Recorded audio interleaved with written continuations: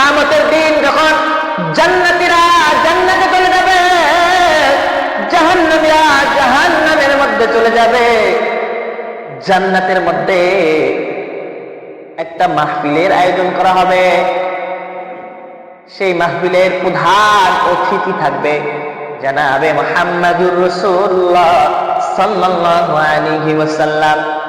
আর বিশেষ মেহমান থাকবেন হযরতে দাউদ আলাইহিস সালাম। এ মুসলমান ইমানদার, জান্নাতের মধ্যে জান্নাতীরা থাকবে এবং আল্লাহ তাআলাকে দেখতে ইচ্ছুক। আল্লাহ তাআলাকে দেখবে, আল্লাহ তাআলাকে দেখে বলবেন, ইয়া রাব্বুল আলামিন, আপনি বলেছেন দেখা দিবেন, দেখা দাও। আল্লাহ তাআলা এই মাহফিলের মধ্যে মাহফিলের আয়োজন করলেন এবং দাউদ আলাইহিস সালামকে ডেকে বলবেন, এ দাউদ, তুমি কুরআন তেলাওয়াত শুরু করে দাও।